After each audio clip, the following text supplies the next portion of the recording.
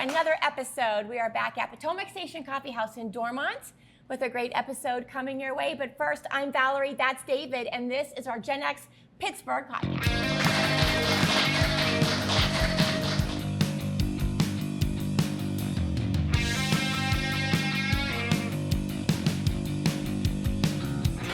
Tonight's guest is Andrew Conte. Oh my lordy, an award-winning investigative journalist with the Trib. Also, the founding director of the Center for Media Innovation at Point Park University. You think you could retire after that, but no, he is now the founder and director of Newsworks Lab. And he found some time to write some books. Wow. That's a lot. I'm looking forward to finding out how the heck the Center for Media Innovation is not part of the journalism department at Point Park. I don't understand this, the whole connection at all. So I'm looking forward to finding out, right? Yeah. Yeah, pretty cool. You know, Gen X was in the news today. I know. Costco, of all places, is selling, how do you say it? How do you say it? I want you to say it first. Esprit? Not a spirit. Esprit sweatshirts. I can't speak French at all. This is it. This is as good as it gets with English, right? What's happening to our youth? I know. But they're coming around if they're going to be all wearing those the Esprit things. Sweatshirts. You know, Walmart sells Airwalk. Yeah, I know. You know what I mean? It's unbelievable. It's trying to make a comeback because it was so cool back then. Yeah, but except it was cutting edge and independent, and now it's all corporate. And not that I wouldn't take it. I mean, believe me, if anyone's looking for a corporation to hire me, don't think that I want to stay independent. Right? We are not those people. Well, guess what I did last week? Does that have something to do with Gen X? Yes, a lot, yeah. Here in Pittsburgh, I went to Dee's Cafe. Oh, good for you. I went to Dee's. My mom and I were going to go, and she's like, let's go to Dee's and get a beer. And we walked in, and it was so smoky. There's like 70,000 years of, our eyes burned. So we bought T-shirts, and we went to the back room at Dee's, and we found our picture on the wall. It was very cool. That's really cool. Yeah. We'll have to put that into the show for everybody to see. It was actually really cool. Tom, and I'm spacing on his last name right now, he drew everybody's like profile and everything. It was really cool. It's unbelievable how those rooms retain both the darkness. Well, no, wait. Speaking of darkness, when the lady took us back to buy the T-shirts, she had to use a flashlight because it was so dark in there. You couldn't see where you were going. She opened up this big thing and a flashlight. She's looking for a small and a medium. And I was like, it's so dark in here. She's like, yeah, this darn flashlight. I was that tells you how long ago it's been since they've sold a T-shirt. Yeah. You know? but also that smell of smoke. Oh my boy. I mean, you would walk into those places and there would just be a cloud. Yeah. And it permeated everything. I know. And now we're 30 years later. I know. And the cloud is still there. It's still there, and it's really stinky. But Dee's, remember Dee's back in the day? You go to the Beehive, and then you go to Dee's, and then you go back to the Beehive, and then you end up back at Dee's and back at the Beehive. Well, I would say that the thing about Dee's circle. is, no, I can't remember that because of going back and forth so many times. Right? You'd get your cup of coffee at the Beehive, and you'd go over to Dee's, and they'd put a shot in it of something. So, yeah. Those were the days. Those were the days. Yeah. All right. Well, I can't wait to talk to Andrew. Let's take a quick sponsor break, and we'll be right back. When I need a coffee that actually shows up and a suite that understands commitment, I head out to Potomac Station Coffee. Everything's made in-house, always fresh, and yes, that cinnamon roll, you're eating the whole thing. And the ever-changing latte menu is legendary. Check out Potomac Station Coffee House next to the tracks in Dormont.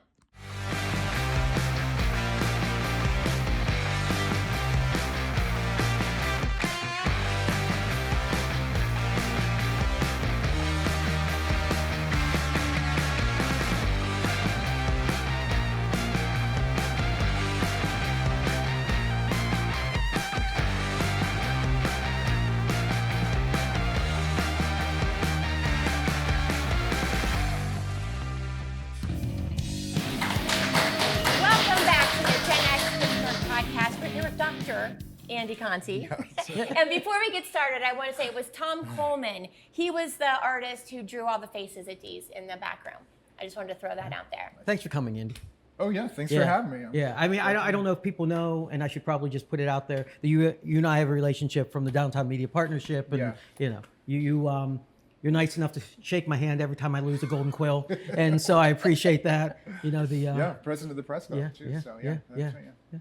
Still? Yeah. Okay. Yeah. Okay. We'll see what we can do about next year. Well, yeah. We have a podcast category now, you know. So. I know. I'm looking forward to that. Yes. Well, before we dive in, I want to lose in that category as well. Yeah, right. Exactly right. Yeah. can you tell us a little bit about where you grew up? What life was like for you growing up? Yeah. I grew up in, I was born in Squirrel Hill, and then we moved to Penn Hills and Churchill, but I grew up in Greensburg. And so I went to Greensburg-Salem High School, and I almost wore my band jacket tonight because I was like, that would have been fun. You should have, I should have, yeah. That's Gen X, Right. What did you play? Trombone. Oh, right. Yeah, so right in front of the marching That's something. band. Yeah. You got to have the long arms for that. Yeah.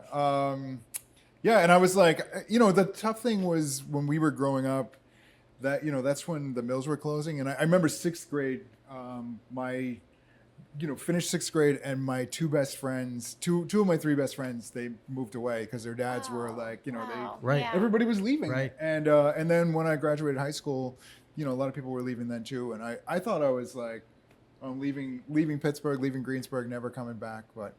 The city's like a blessing and a curse. So here we are. You can't get too far away. It's unbelievable how many people leave and say, I'm never going back. Right. Yeah. And all these people have. Yeah. Right. There's just something about Pittsburgh that pulls everyone back in. Yeah. Now I'm waiting for my kids to feel that. Right. Because my two kids live in Brooklyn, and I'm like, come on. Yeah. Well. Yeah. I mean, Brooklyn's pretty hip, but it's got nothing in Pittsburgh if you're asking me, right? Pittsburgh's like an outer borough. That's right. Yeah. I always argue to people that Pittsburgh is the last East Coast city. Oh, yeah. Because there's a lot of people that want to argue it's the first Midwest city. Well, I mean, it's really an Appalachian city, right? I'm not going to say that. No. I mean, I live on Mount Washington, and the house the street down, they have a four-wheeler parked in the front lawn. And I'm like, it's Appalachian. I pretend that doesn't exist. I don't know anything about that. So, Andy, you've had quite the career. I mean, you really have. Thanks. Yeah. But what was your very first job? Please tell me you worked at the Gap, or you worked at Chess King, or Spencer's Gifts, or something I worked crazy like that. I was a playground camp counselor in Greensburg. So Okay. I worked with the kids there, and that was. I spent one Christmas working at the flower shop doing arrangements. Okay. I worked half a day at a gas station. Wow, yeah. Very But cool. I never worked at Spencer's though. That would've been awesome. Did you always want to be an investigative reporter? No, I thought, that come around? I did. I was doing mock law in high school, and I thought I'd be a lawyer, and so I went to school for that. And then my first byline ever, I wrote Bo Jackson, the athlete shoe, and so he did the Bo Nose ads. Right, I was trying to Sports remember. Illustrated ran a thing about how when he was supposed to be ice skating, he was actually in his socks. And so I just wrote them this letter saying like, oh, they should call him Shoeless Bo Jackson, like Shoeless Joe Jackson, Right. the baseball player. Yeah. And Sports Illustrated called my house, and my parents were like, Wow. And Sports Illustrated were like, where should we send the check to this author? And I'm like, what are you talking about? And they ran it in scorecard and sent me. Yeah, I was like, wow, that was my friend. I was like, you get paid for this stuff? Oh my gosh. And and then I went to Dickinson College in Carlisle, and then I did a semester at American University, and I studied journalism there, and I was like, I'm going to do this. Okay. Yeah. Oh wow. So is that what helped you catch the bug to be a writer? The Sports Illustrated connection? Yeah, that, and then I started working for the college newspaper. Okay. And actually, I worked for the high school newspaper in Greensburg. Yeah. But I was it conflicted with band. I had band practice the same time as the newspaper, and so there was a problem. And so at the senior banquet, everyone who worked on the paper got a pin, and I'm sitting there, and they never called my name. I didn't get a pin. I was like, okay. But then, I don't know, 15 years ago, I was at the Trib, and I got a phone call, and this woman's like, is this the same Andy Conte who went to Greensburg-Salem? I'm like, yeah. She's like, oh, I'm your high school. I was the advisor for the school newspaper. Yeah. I'm so sorry I didn't give you your pin. You're probably the most decorated graduate that we had come out of the program. And I was like, okay. Yeah. Oh my God, that's And I was like, well, send it to me now, but I just Yeah. didn't get it. My connection to Greensburg is that I grew up in North Versailles, so a little bit down the road. And when I was in high school, I was published in Pitt Greensburg's literary magazine. Oh, wow. And I thought, this is it. right? I was 15 years old, 16, and I thought the world is my oyster, right? Yeah. And they had us. I guess they had a reading, where if you were published, you came. And I remember being like the only high school kid there, right? And I brought my girlfriend and I wore a turtleneck, right? Like I thought I was so hip. And it turns out no other kid was wearing a turtleneck, right? Like they were college kids more interested in what was going to be happening after. Right. And I was going to get picked up by my mom and go home, So that's my Greensburg connection. Yeah. That was my first college class was Pitt Greensburg. During like a summer break, I did a poli-sci class. Okay. Same thing. I thought I was like, oh, I'm so right. Look at me, I'm so smart. Like, the Doogie Howser of Pitt Greensburg. Yeah. So how did you get from being interested in the law and going to college to the Trib? I mean, can you connect those dots? Oh yeah. So when I went to American, I did this semester in Washington, and the professor was part of this column, the Jack Anderson's Washington Merry-Go-Round, and it was a political column. Okay. And the professor's name was Joe Spear. He had shared the byline. So every class he would bring in somebody each week and be like, oh, this guy used to work for Jack Anderson and now he's at ABC News. This guy used to work for Jack Anderson, now he's at the Washington Post. And it was like over and over. And so by the end of the semester, I was like, I got to go work for Jack Anderson, right? This is it. So Jack called himself the Mormon muckraker. And the whole thing was like, we couldn't pick up press releases, we couldn't go to press conferences, and you just had to develop sources and find out what was out there. Wow. And so I worked for him for a few years. Actually, I was still in college. That was the summer before my senior year. And Jack was like, don't go back to school, just stay here. And I was like, what? I was like, no, I'm going back to school. I'm not going to miss my senior year. But one of my friends stayed. He was there. And but they were like, okay, that's fine. Go back to school. We'll have your job for you when you get back. And so when I graduated, that was my job. But it was $15,000 a year was my pay. I know all about it. And then I worked there for a while. Then I went to Columbia Journalism School for a graduate degree. And then I worked for Scripps Howard in Florida. Okay. And then Scripps moved me to Cincinnati. And that was like when I learned one of life's big lessons, that when you live in Florida, everybody comes to visit you. Oh. When you live in Cincinnati, nobody comes. Nobody comes. We were in Cincinnati for a few years. Our son was born there, and I wanted to be back in Pittsburgh. That's when I was like, I got to be back home. Yeah. And so Scaife owned the paper then? Yeah. Dick Scaife owned the Tribune-Review, and the Trib had come into Pittsburgh in '91, whenever the press and the Post-Gazette went on strike, and so, they had just moved into their building on the North Shore, and they had established themselves as a paper. And it was. I figured I would be here 2 or 3 years, but they kept giving me more responsibility and more pay, and so It was a very different paper than the Trib. I mean, between then and now, it's really, and we'll talk about it in a little while, but it's really evolved. I mean, it contracted for a while. And now it's sort of... the Trib is back in a really big way right now. But and when I started in 2001, the Trib had just, they'd been around for a decade. Right. They had been at Station Square. Do you remember that? They were where the Buca de Beppo was. Like, it's closed now too, but that was the Trib office. And then the Trib moved over to the Clark Candy Bar building on the North Shore. Right. So, very cool. One of my first internships, we used to do...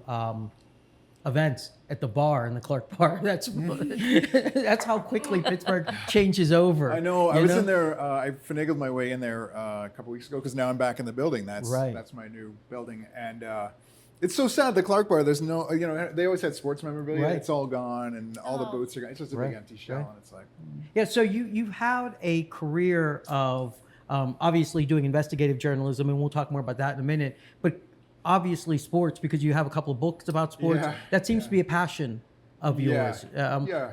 How did you go from investigative did you ever see, I guess, a wall between sports reporting, investigative journalism? How did this all work? When I first started out, I was like, I'm going to be a sports reporter. And I did it for a semester at college, and I was like, oh my God, this is too boring. Like it was just like I was covering like the volleyball team and basketball team and stuff. Like, this is terrible. So then, but politics was like super exciting. Right. I covered the Penguins whenever they were trying to get the casino license in Pittsburgh. Yeah. And then when they didn't get the casino license, then they threatened to move out of town. Right. And I was working David Morehouse, the president of the Penguins, he kept saying like, "Oh, this is a book. You should write a book." And I was like, "If you've never written a book, it's intimidating, right?" It sure is. But then they got the arena deal. I had a front row seat for all of that, and then they won the Stanley Cup. And I'm sitting home like, "Damn, that was a book. I should have done it." Yeah. And so I hurried up and turned it into a book, and was fortunate. Nobody had written a book about the Penguins, and there was so much appetite for it. It became a national bestseller.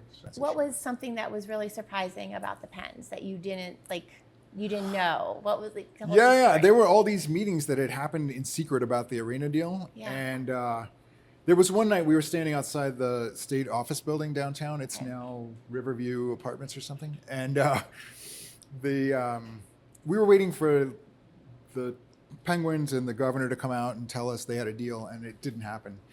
And so I was like, what happened? So for the book, I went back and pieced it together. I talked to everybody who was in the room, and people just kept saying that Governor Ed Rendell was like angrier than they'd ever seen him before. And I was like, well, what happened? What happened? And I guess he had flown in. The flight was real bumpy. He didn't feel well. He gets into the meeting. He starts accusing the Penguins of like reneging on the deal. And he flips out. And Dan Honorato, who was the county executive at that point, had to hold him back to keep him from attacking the Penguins lawyer. And oh my gosh. So I called Rendell for the last interview, and I said, okay, I've pieced this all together. This is what I've heard. And he was already on his way out of office, but he was riding in his limousine. And he's like, well, if you heard that I swore a lot, I didn't swear, but everything else is true. And I was like, oh, he's such a great politician. He was trying to figure out like, what can I say that would like, I can still minimize this in some way. Yeah. So, And the color of Sundays. Yeah, the color of Sundays. Yeah. So after the Penguins book came out, I had a friend, a source who was working with the Steelers, and he was like, you should do a book on Bill Nunn Jr. And I was like, I don't know who that is. I have never heard of this guy. I'm a lifelong Steelers fan. And he started telling me about his story. And I was like, wow, that's his story. Nunn was, he had worked at the Pittsburgh Courier in the late 1960s. His dad had been the editor of the Courier. The Courier is like the nation's black newspaper. Right. Yeah. And so like, even though it's the Pittsburgh Courier, they had 13, bureaus around the country and editions everywhere. And so Nunn's job was to put together the Black College All-America team. Then the Steelers hired him, and he went out and found all these players that nobody had heard of before. Yeah. And so when I finally got Nunn, he was like, well, you can't do a book on me. And but then he was like, as long as you do a book on the first blacks in the NFL and make it broader than just me. Okay. And so that we ended up doing that. And it was cool. I mean, to the point of like, we grew up with Super Steelers, right? The 1970s. And those are like some of my earliest memories, those Super Bowl victories. And to be able to go back and interview those guys that, you idolized as a kid that was pretty neat. Yeah. Can we see that on the big screen one day? Can we talk about that, or is that a secret? No. Did I just spill the beans? I wish you had. Yeah, no. Netflix optioned it for a movie, but then they gave me back the rights. We're trying to work it out. Yeah. I think Yeah, maybe it'll turn into something. It's really interesting. I think most people don't know how influential the Pittsburgh Courier was because they would put them on the trains, right? And so it went up and down across the United States. And Chicago, they had a huge branch, and they were really big into the Negro Baseball League, really important in terms of that, promoting that. Just so huge.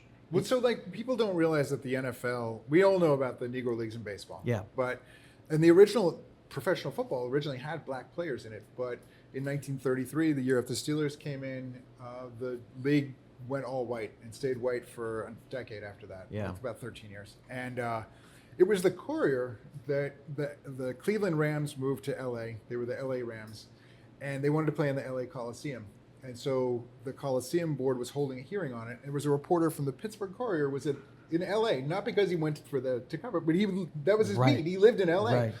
And the question was, well, if you're gonna use the public Coliseum, shouldn't you open the game to anyone who can play? Wow. And the West Coast was much more racially integrated anyway. And so the owner of the Rams was like, yeah, we'll let anybody play who can play. And so that's what led to the reintegration of football. Wow. But the Courier was the one, they were the ones there. Right. And so they would the reporter would call back to Pittsburgh, dictate its story, and then they would print it here in Pittsburgh, and like you said, they would put it on the train cars, and the Pullman conductors would throw it off at different locations. Right. And you think about it, like a pre-internet age, like why that was so important. Otherwise, if you're a black person living anywhere in the United States, especially like the segregated South, Jim Crow South, you had no way of finding out what was going on because you know, the papers were white owned, the radio station was white owned, you know, when there was TV, and so.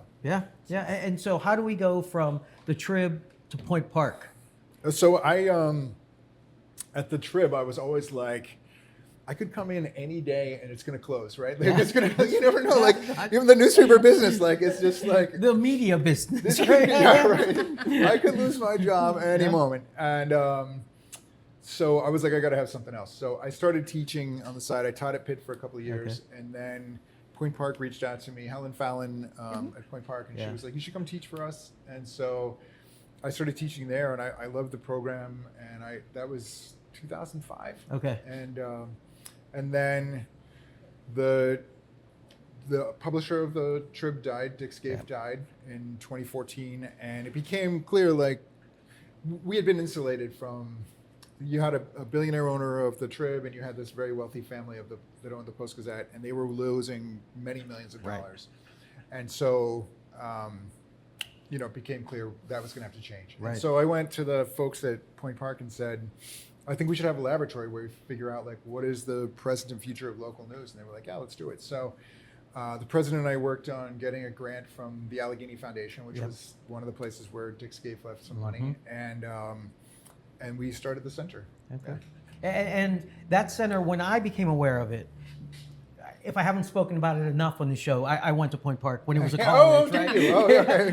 But did anybody know that? Yeah, we all know it. But when I came back to the center,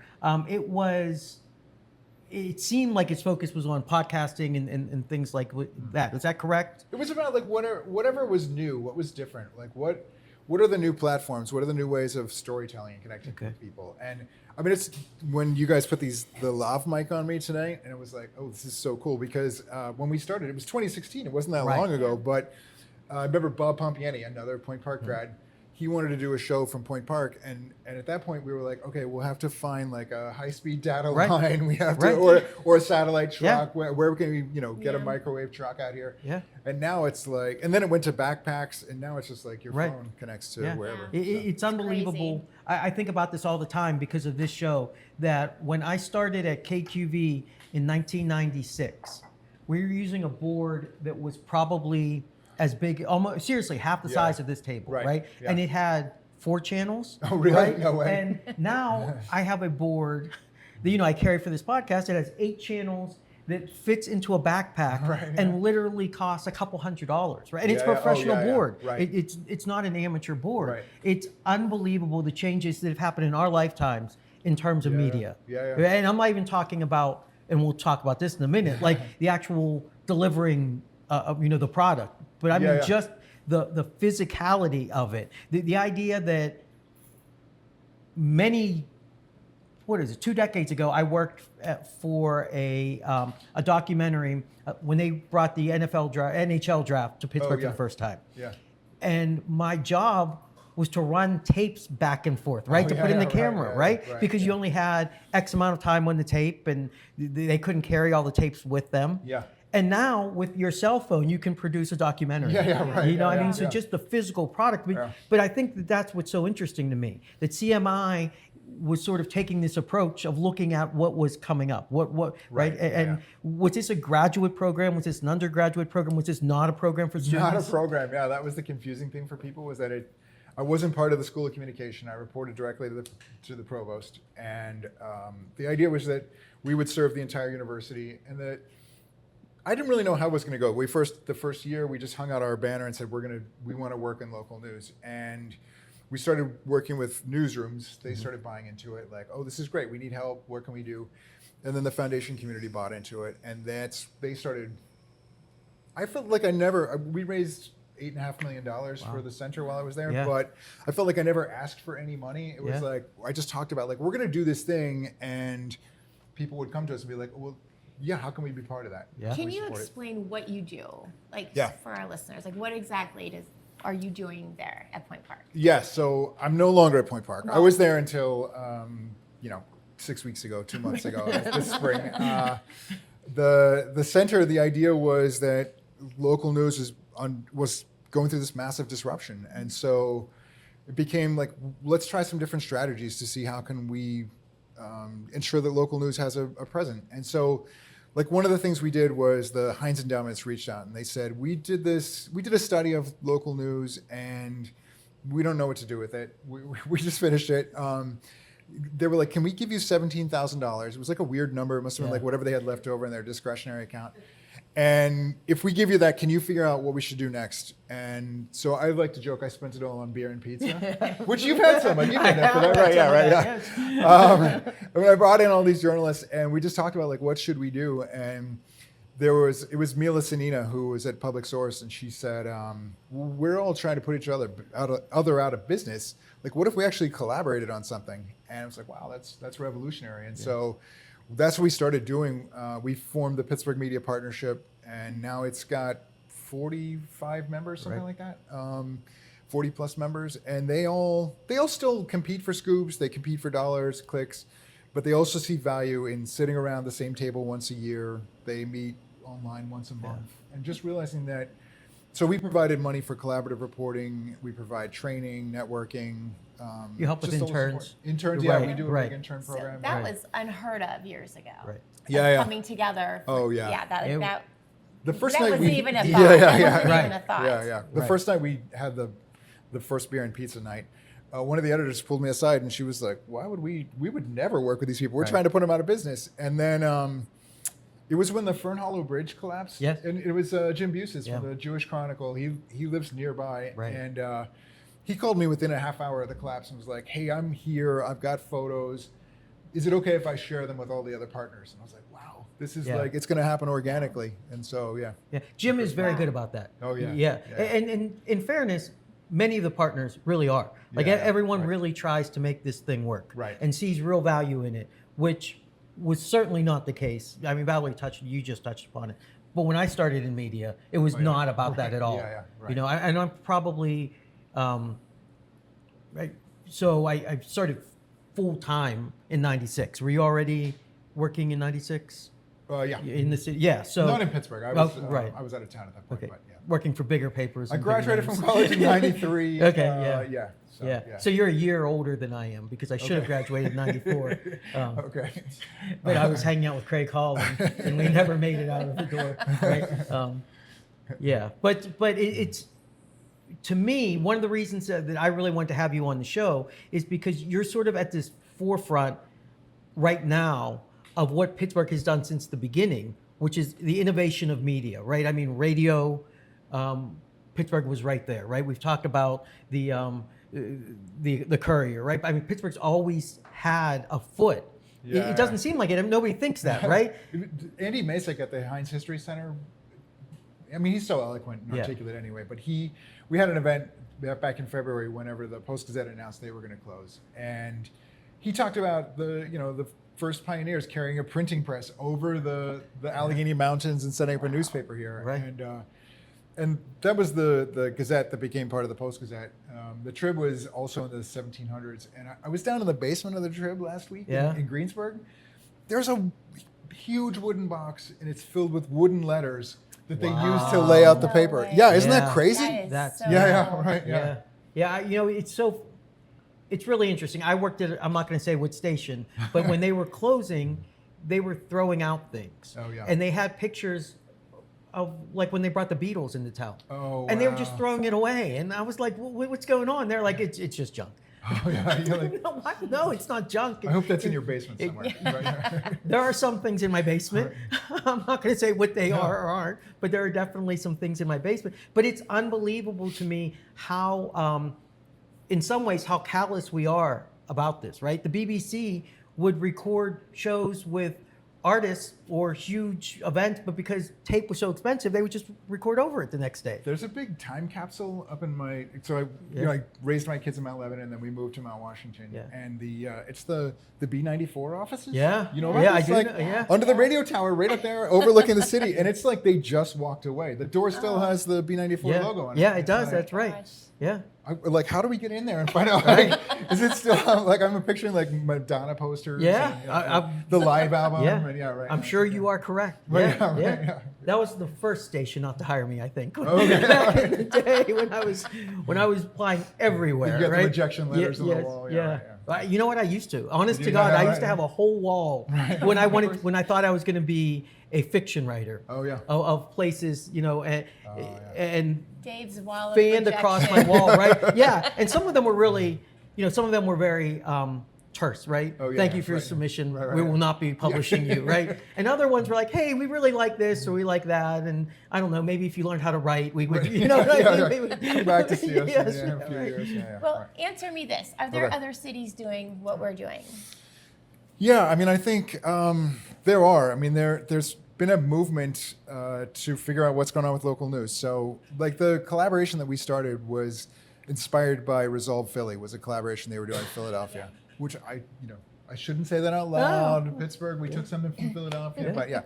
But then we perfected it, and there's kind of mutated. So, Pittsburgh still wins in the end. No, there are a bunch of cities that are trying different things. There's something called the Press Forward. Press Forward is a group of foundations, and they have 43 chapters around the country. They're all working on different strategies for local news. So there's a lot happening out there. And the funny thing about Pittsburgh was when I was on vacation when the city paper, I got a text from Colin Williams at the city paper saying like they just laid us all off. That was New Year's Eve, and then I came home. We were working on how do we respond to that, and that's when the Post-Gazette said it was closing. And it seemed like this is the bleakest moment. We're at the bottom, and instead, what we saw was this burst of strategic thinking and investment. And you have the city paper came back. You've got the Post-Gazette has new owners. Yeah. The Trib came back into the city in a big way. Yeah. I'm supposed to plug the Trib did a column about you guys, right? So that Oh, was- they Yeah, did. right. Yes, Yeah, that's yeah, right. yes, That's yes. right. Yeah. Ben Schmidt was like, Yeah. I got to work that in somewhere. So Love yeah. it. He's Love an it. excellent writer, Okay. and he sure does not pick good subjects. Yeah. Yeah. Right. But let me just throw this out there too. We all went to a art opening over the weekend. Okay. And it was in the basement of, it was beneath the poster store. Right, with the old poster store that used to be on Smithfield Street. Okay. Yeah, I don't know if you saw. Down remember at like the frame shop? You mean? Yeah. Yeah. And again, these kids were trying to make it. They couldn't get their foot in the right doors, so they just did it themselves. Yeah, and that's it's what awesome, we yeah. did back in the Yeah. day, and it Right. seems like everything's kind of like rebirthing in Pittsburgh. Yeah, and that's it's what really Pittsburgh's cool. so great at, Yeah, right? Like yeah. it's affordable. You can do that kind of stuff here, Yeah. and that's why we love it. Yeah. And so I want to talk more about your return to the Trib, but I think we should take a break. Yeah. And when we come back, we'll jump into the present day. Okay. All right, we'll be right back. Where do Pittsburghers go to make a good night even better? Con Alma in downtown Pittsburgh, where the lights stay low, the jazz speaks for itself, and the kitchen is on point. Come early and stay late, and let the night do the rest. That's Con Alma, downtown Pittsburgh. Hey guys, it's Valerie and David with the Gen X Pittsburgh podcast with your Gen X Culture Drop.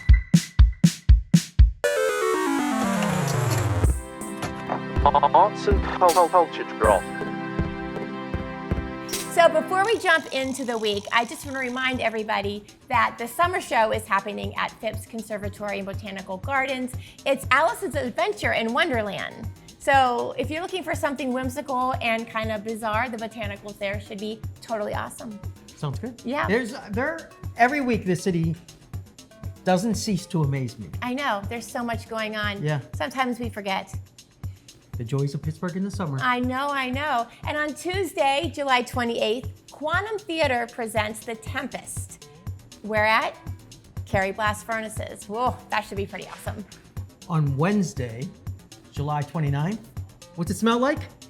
Smells like Nirvana at the City Winery, 7:30 p.m. Nirvana tribute band. Yeah, that should be fun. And on July 30th, we're going in the completely opposite direction. Tiffany Tiffany will be performing at Jurgles in Warrendale. A Gen X icon. Yeah, for real. Also on Thursday, Art House Theater Day at the Harris Theater is going to do the Car Wash, which we all watched on 53. It's the 50th anniversary, and they have a documentary, 40 Watts from Nowhere. It's about low watt radio stations and pirate radio stations in the early 90s. Yeah. So Pump Up the Volume, which was, another touchstone of Gen X filmmaking, right? That's followed up on Friday, still in the Cultural District, the Cultural District Gallery Crawl. That should be so much fun. It's good. They're always so great. Yeah. If you're free on a Friday, you should definitely come down and take a look at what Pittsburgh has to offer. Exactly. And then on Saturday, there's another art crawl in Lawrenceville. This one happens between 36th and 52nd Street. They're going to have over 200 exhibiting artists and over 75 performers. If you can't get enough art, Everclear, whose lead singer Art. is Hi, named Art. Art, is going to be at Jurgles at 8 p.m. Awesome. And then on Sunday, August 2nd, we got more bands coming in. We have Richard Marx at the Palace Theater, and the Black Keys will be at Stage AE. Did you know that Richard Marx wrote Vixen, a hair metal all-female band's biggest hit? No way, really? Yeah, he was dating the guitar player or drummer. Wow. Yeah, and while we're here in hair metal, Oh my Ricky goodness. Rackman, who was the host of MTV's Headbangers Ball, Yes. is going to be here on Monday, August 3rd. I guess talking Aquanet and Dawkin. I mean, I Okay. don't know what else he's going to discuss, but it's going to be, it's called One Foot in the Gutter. So maybe we'll hear a little bit about Bret Michaels. Maybe I'm sure we're going to hear about the Sunset Strip. Sounds good. Yeah. Okay. So some pretty exciting things coming up next week in Pittsburgh. That's right. So enjoy the week here in Pittsburgh, and we'll see you guys next week with more happenings in the Burn. Welcome back to the Gen X Pittsburgh podcast. We're here with Dr. Andy Conte. I like calling you that's that. good. I've never heard you call doctor as much in my life. Nobody calls me that I anymore. called him No, Andrew, so- and he's like, you can call me Andy, but then I was like, oh, but you're a doctor. I'm like, so Yeah. maybe I should throw that in there too. Yeah. Okay, we're going to Not talk the about... useful kind of doctor, though. So. Yeah, Right. If you have a community engagement emergency, I'm your guy. So. You're our man. Yeah, You're our man. I know, David, you want to talk about Newsworks Lab. Yeah, Oh, go ahead. I just wanted to hear about it. I mean, the announcement came out that you were going to lead this investigative journalism project. Those are my words, Yeah, right? yeah. From the Trib. But I don't know that anybody really understands what that means or what we can expect from it. Can you talk a little bit about it? Well, yeah, we're figuring it out Yeah. a day at a time. But no, when the Post-Gazette announced they were closing, I started talking pretty frequently with the folks at the Trib. And, if it had been 15 or 20 years ago, there would have been champagne bottles opening out at the Trib. Like, oh, this is great. We won the... And instead, the folks at the Trib were talking about the kinds of things we'd been talking about at the center, where like, what's best for the community? What's best for the ecosystem? How can we support local news? And so one day I reached out to Jen, their CEO, and I said, I think I'm ready for a change. I want to do something different. And she said, well, we're thinking about doing this experimental newsroom. Do you want to run that? And so it came together pretty quickly after that. And the idea was to put into practice the things we've been talking about. So collaborative reporting. Can we get a bunch of news outlets to work together on a story? Can we engage the public in storytelling in a different way, where they're actually part of the news process with us? Can we tell stories with the newest technology and the latest data and stuff that just isn't really happening much in Pittsburgh? Yeah. And so we're gonna, and the expectation is not to like succeed either. It's like fail quickly, succeed quickly, learn, report out what we found, and then iterate and try it again. And this is You've sort been of, doing it for like 6 months now? 6 weeks. 6 6 weeks. weeks. Yeah. yeah, and this is sort of what your last book, I mean, not really, but your last book, Death of the Daily News, I want to make sure I get it right? Yeah. I mean, it sort of touches on this, right? Like does, yeah. with Pittsburgh used to have a million different local newspapers, right? Hyper local, kind of McKeesport News, Braddock, was it the Braddock Daily News? There were all the gateway presses, right? I mean, there were a lot of papers here in Pittsburgh, and they all went away. and you sort of Well, not all of them. They didn't all go away. But a many bunch of them got did, right? absorbed by the Many- Trib, right? Yeah. The Trib bought up a lot of them.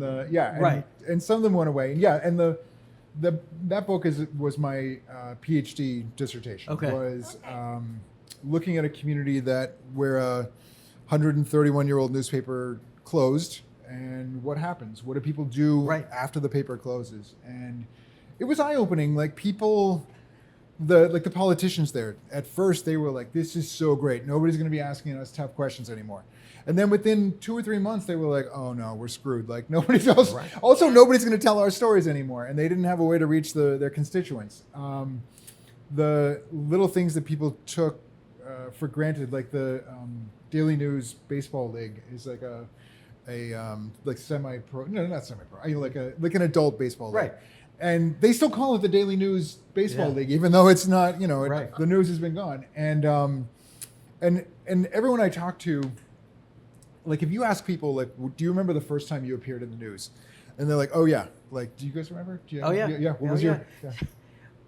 I was on the cover of, I lived in Connecticut, the Enfield Daily News, playing this ball game that my friends and I had invented on the sidewalk. Nice. And our picture, that was the first time I was in the news. And then it's clipped and it hangs on your grandmother's bulletin board. And and everyone told me stories like that. They all remember, exactly when they were in the paper. And then when that goes away, people really don't know where to get their news anymore. We had the first big awakening for me was this older woman down there in McKeesport. And she's like, well, I don't know when my friends die. Like they die and I don't find out until weeks later. I run into somebody at Walmart and they say like, hey, did you hear so-and-so died? That was like a month ago. And they're like, there's no obituary. But there are now, though. There's the Mont Valley Independent is there now, and there's and it does, though, in a very real way, speak to the fundamental need, right? Because what you're doing in investigative news is incredibly important, right? But I know that for the paper I write for, I could spend 3 weeks working on some in-depth story, right? And uncover some really important piece of news, and yet people are most interested in the obituaries, pictures of the grandkids. You know what I mean? Of course, these investigative pieces are really important. But fundamentally, people want to know what's happening in the house next to them, or need to know, what's happening in the borough building down the street. Well, and now people rely so much on Facebook, which can be great. Right. These people dedicate their time, they volunteer their time as Facebook group administrators. But you also get like a mishmash of information. And that's what we found in McKeesport was that like every time the cops would show up, somebody would post to Facebook, like, what are the cops doing here? Well, the cops are just doing their routine thing. But and after a while, it starts to become like, oh, there's crime everywhere in our neighborhood when it's really not. Right. And there's conflicting information. And even when there was a case when, it's in the book, where a police officer was saying he was listening to the scanner and watching on Facebook. That was it. And watching on Facebook, and somebody posted and said, "Oh, a police officer's been shot." And and somebody else then said, "Well, like, oh, I drove past the hospital and I saw all these police cars there. That confirms it." Yeah. And he jumped in. And he's like, "I'm a police officer. Nobody got shot." And they're like, "You don't know what you're talking about. Shut up." Right. Because like people, especially people of a certain generation, right? Like when they see something. And they read it like, oh, that's the truth. And it's hard for us to correct that and say, oh, no, what I saw was wrong. Right. This is really true. So do you have any sort of projects already in the works? Is there anything you can talk about, or is everything sort of? I mean, it's all it's in the laboratory right now. But the idea is to tell stories. I think a lot of people, when you say like, oh, we're going to do accountability journalism, or we're going to do investigative, like their eyes roll over and they're like, oh, I can't. Right. This is too much. And for me, it's like, how do we make that interesting and fun and engaging and something that people actually want? And they want to consume it, they want to share it, they want to spend some time with it. And I think that means delivering it in some creative ways, and figuring out what those are, and then really engaging the public in it too, like starting the story and letting the public finish it. Yeah. And taking things in small bites that build audience and build sources over time. Yeah, so, sure. We'll see. Yeah. I hired my team. They'll all be together by the end of August. That's great. Yeah, we'll see what happens. Yeah, all right. Where do you see the future of media going? Oh, That's a big question. It's not. I think so the thing that gives me the most hope, honestly, is the young people right now. They are, when we were coming up, those of us who got into journalism, we were at the end of the Watergate era, right? We were inspired by, there were all these journalists who were like, these Woodward and Bernstein and Jack Anderson, these reporters took on the president and held him accountable, and held, all the president's men held him accountable. And we were like, this is what we want to do with our lives. We want to hold power to account. We want to speak up for people who don't have a voice. That waned for a long time. And then we had this massive disruption in the industry. Lots of journalists lost their jobs. But I'm seeing it now with the young generation, like 26 and younger, where they're like, this is what I want to do. And I don't care how much money I make. I don't care what I have to do. I'm going to drive an hour each day to go to work, but I want to be part of this. Wow. And they've taken over the press club. Yeah. The press club of Western Pennsylvania, up until a year ago, I was the youngest person on the board of directors. And I was like, I'm not young, right? You can see from my gray hair. And so I was like, we gotta change this. And these kids, they were like in their mid-20s, and they had started meeting up monthly. They were just like hanging out. And they were like, we're doing our own thing. And so we kind of reached out and we're like, do you want to be part of the press club? Do you, we can give you some resources. And they were like, yeah, that'd be amazing. And so there's now a young press club, and they're tearing it up. They're like, they go and they do their own thing. We had an event a month ago at Trace Brewing, and the kids put it on, and there were like 100 people there. It was great. Yeah. It was, That's fantastic. Great. Good for them. Yeah. Good for them. All right. Well, we're not going to let you go yet. We have one more thing to do with you here. All right. This is called Rapid Fire Rewind. All right, let's do it.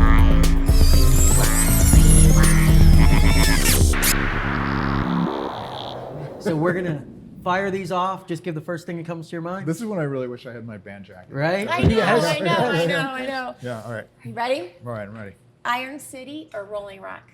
Oh, that's a hard one. I mean, it was Rolling Rock when I was growing up, but then they broke my heart, so it's Iron City all the way now. Okay, okay. What's your favorite alternative band? OMD. All right. Okay. Yeah. Okay. That's perfectly acceptable. Yeah. Yes. I mean, The Cure too. I was. Oh yeah. Yeah. Big Cure guy. Yeah. So Me too. Robert Smith. Three Rivers or Heinz Field? Oh, Heinz Field. Okay. Yeah. Okay. I'll go with that. What's your favorite Gen X movie? Oh,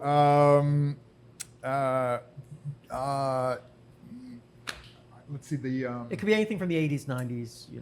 Yeah. No, I mean, I just watched Striking Distance. That was,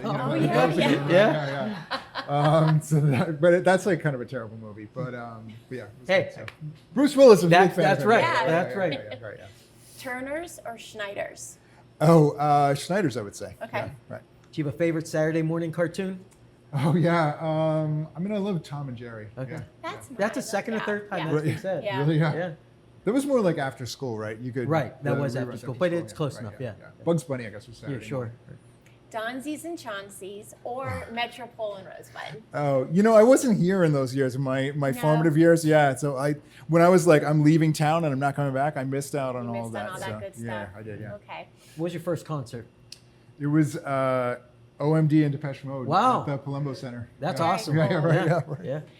Okay. Southside Beehive or Oakland Beehive? Oh, yeah. So that's another thing I missed out on the missed Beehives. out Yeah. on that. But Oh, my if I had to goodness. say, I would say Southside Beehive. Yeah, was still for going, sure. yeah. For sure. Way cooler than Oakland. Right. Atari or Nintendo?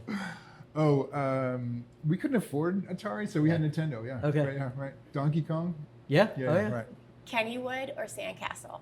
That's not even a question. I mean, Okay, I know. And I know. I mean, you could also throw in Idlewild. That was, Right. because I'm a Westmoreland County kid. Right. So Yeah, West that's right. Idlewild, Yeah. but Kenny, I've actually never been to Sandcastle. So Yeah. Really? yeah. Oh. I gotta go. Those water slides are pretty But- intense. I remember trying to pull that sword out of the stone. Oh and- yeah. My sister was Snow White. She was Okay. on the postcard at Wow. Storybook Forest. Yeah. Oh my God, that's cool. How about Permanis or Pamela's?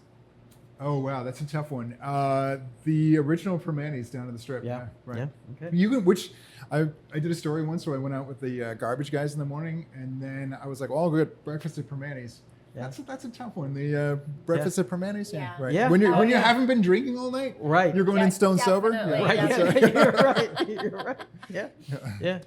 Well, Andrew, I called you Andrew again. Oh, it's Andy, good. Yeah, thank no, you it's so good. I love much. it. Yeah, it's perfect. Yeah, thanks for having me. Yeah. Thank you so much for being here with us and filling us in on Newsworks Lab and in your career. It's been great having you. Thank you so much. Dr. Conte. Thanks for representing our generation, the lost generation, Yeah, Gen thank X. So. Thank you. And thank you for watching. We'll see you guys next week. Hosts for the Gen X Pittsburgh podcast are David Rullo and Valerie Christoffel. Executive producer, David Rullo. Producer and graphic design, Kimberly Rullo. Producer, Valerie Christoffel. Video production and editor, Brent Isaac. Music by Neostem. Sponsored by Potomac Station Coffee House and Con Alma.